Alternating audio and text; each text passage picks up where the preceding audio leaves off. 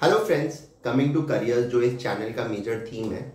आज हम डिस्कस करेंगे कि भाई ये जो 1 करोड़ वाले जो जॉब्स होते हैं as a finance head at a startup, ये कितने सेफ होते हैं। So take the case of Prerit, जो एक ट्रेडिशनल मैन्युफैक्चरिंग कंपनी में वेल सेटल्ड था। 15 ईयर्स में 70 लाख के सैलरी तक पहुंचा था, बट बहुत फ्रस्ट्रेटेड फील करता था बिकॉज ओवरऑल कॉर्पोरेट हायरार्की में वो कहीं नहीं था। सीएफओ की सैलरी 7-8 करोड़ थी, उसके नीचे कोई। ये एक पर्टिकुलर प्लांट का फाइनेंस कंट्रोलर था, इससे पहले किसी सेल्स ऑफिस का फाइनेंस कंट्रोलर था, एंड ही वाज फीलिंग डिसएम्पावर्ड। उसको वो सेंस ऑफ सिग्निफिकेंस नहीं मिल रहा था कि इस ऑर्गेनाइजेशन में मेरा क्या बहुत ज्यादा वर्चस्व है कि नहीं, मेरे जैसे तो यहाँ पे 200 है। So then came this offer from this series B funded startup, जिसने अभी फंड रेज किया था फिनटेक स्पेस में, एंड इन्वेस्टर्स का मैंडेट था कि भाई एक अच्छा स्मार्ट इन्वेस्टर चाहिए। तो 70 लाख ओवरऑल सैलरी की जगह 1 करोड़ प्लस ईसॉप पे स्टार्टअप ने इनको हायर किया, and Prerit felt on top of the world because this was what he wanted. Direct access to the promoter, पूरा visibility, no hierarchy, and he felt on top of the world. But in 6 months founder को लगने लगा कि प्रेरित is an expensive resource. जो उसकी expectations थी प्रेरित से, it was not being met, and therefore उन्होंने कहा कि भैया bye bye. And startup unlike some traditional conglomerate जिसका 60, 70, 100 साल का पुराना एक लेगेसी है, startup is like 6 months old, 2 years old itself. तो वहां पे किसी को कोई बहुत ज्यादा लाज लज्जा नहीं होगा आपको निकालने में, चाहे आप वहां के फाइनेंस हेड ही हो। ये लोग सीएफओ तो डेजिग्नेट भी नहीं करता because legally there is no such requirement, and generally लोग भी नहीं बनना चाहते सीएफओ बिकॉज वो फिर फाइनेंशियल्स पे आप साइन करना चाहते हैं। स्टार्टअप का जो फाइनेंशियल अकाउंट्स है वो उसमें बहुत सारा एक लेगेसी इश्यूज रहता है, जिसकी वजह से one is circumspect about wanting to sign off those financials. That's a separate discussion. So अब ये 4 महीने से घर पे बैठा है बिकॉज द डिवोर्स हैपेंड, 1 महीने का नोटिस पे मिल गया, एंड अब मार्केट इनको इवैल्यूएट कर रहा है 70 लाख के पास्ट बेस के हिसाब से। इनको लग रहा है कि भाई अब तो मेरा सैलरी 1 करोड़ प्लस ईसॉप्स हो चुका था, अब मैं वापस बैक क्यों जाऊं, and in the process he is not doing anything. So startup में ये इतना बड़ा चैलेंज क्यों होता है कि फाउंडर आपको हाई होप्स के साथ लेते हैं एंड देन बहुत सारे विकेट बहुत जल्दी जल्दी गिर जाते हैं, specially at the number 1 position in finance.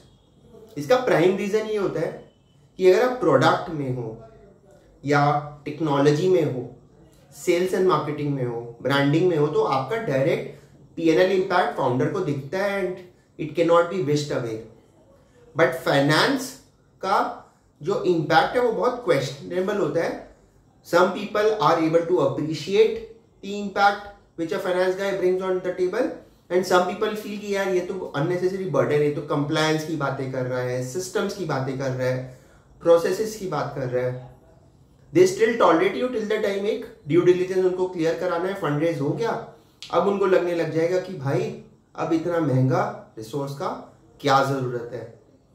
Startups में एक और जो चैलेंज रहता है, why I am saying this, because before you make your move to the startup these are things that you should be very careful of. Because for example कि founder का जो I know it all syndrome है, क्योंकि बंदा है 25 साल का IITian है, अपने 27 साल के जो सीनियर आईआईटी का दोनों मिलके $5 मिलियन रेज कर लिया। उनको लगता है भाई हमने पूरी दुनिया को अपने कदमों में रख लिया है। We've raised funds from Sequoia, from Matrix, और कौन मेरे को आके क्या सिखा सकता है, and they have been running the show on their own from the company incorporation. एक प्रैक्टिसिंग सीए रहेगा who is used to playing Yes Minister वाला थिंक कि भाई ठीक है, यहाँ पे आप आते हो, फॉर एग्जाम्पल आप एक बड़ी कंपनी से आते हो, एक बड़े एफएमसीजी से आते हो, you have your own ego, and founder आपसे पूछे बिना फाइनेंस रिलेटेड डिसीजंस ले लेगा, and you will be like wow, फिर मुझे क्यों लिया था। You will feel disempowered, you will feel frustrated. कई बार क्या होता है कि बिकॉज आप ट्रेडिशनल कंपनी में सिस्टम्स, प्रोसेसेस, स्ट्रक्चर्स के हिसाब से एक पेस से काम करते हो, स्टार्टअप्स में everything has to be done as if it was already done yesterday. That is the way जो हसल कल्चर जिसे कहा जाता है, सोफिस्टिकेटेड टर्म है. स्टार्टअप में प्रेशर बहुत रहता है because founder wants everything as of yesterday. और उसकी भी गलती नहीं है, पूरा इकोसिस्टम वैसा है, इन्वेस्टर्स भी वैसे ही. $5 मिलियन कोई आपके आइडिया पे आपको दे देगा, ये थोड़ा सा ट्रैक्शन हुआ आपको $5 मिलियन दे देगा. You can imagine the kind of pressure that investor is going to create.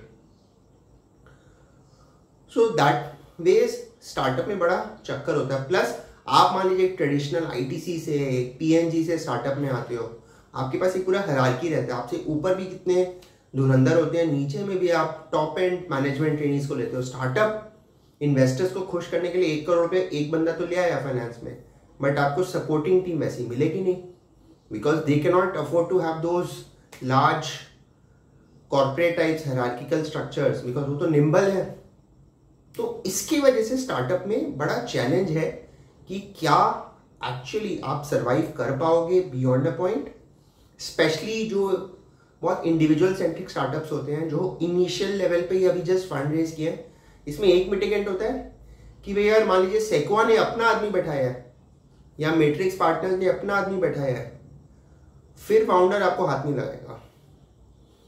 उस केस में आप इन्वेस्टर की तरफ से आए हो, so founder will start appreciating you कि हाँ ये तो बहुत अच्छा वैल्यू लेके आ रहा है. बट सो एक गॉड फादर होना वहाँ पे बहुत इंपॉर्टेंट है.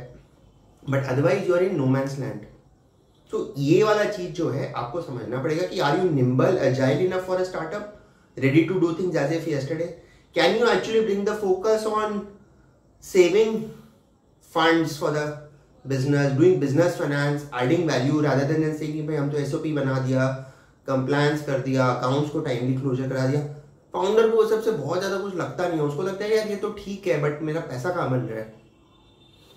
तो before you actually join a startup also understand कि किस ऑब्जेक्टिव से आपको लिया जा रहा है. खाली फंड रेजिंग के लिए आपको रखा जा रहा है कि भाई ड्यू डिलिजेंस क्लियर करा दे, आईपीओ के लिए हमें एक सीएफओ दिखाना है, इन्वेस्टर का प्रेशर है, फाउंडर खुद कन्विंस नहीं है. आपसे पहले वहां पे कौन था, कितना दिन था, क्या वो भी जल्दी जल्दी छोड़ दिया है? क्या आपका नंबर 2 भी स्ट्रांग इनफ है क्या कि एक पॉइंट ऑफ टाइम के बाद फाउंडर बोलेगा कि अच्छा टॉप एंड काम तो हो गया, चलो अब नंबर 2 को ही एलिवेट कर देते हैं, 10-15% इसकी सैलरी बढ़ा देते हैं, मेरा फिर भी 20-30 लाख रुपए बचेगा. बहुत केयरफुली आप अपने इस डिसीजन को इवैल्यूएट करिए.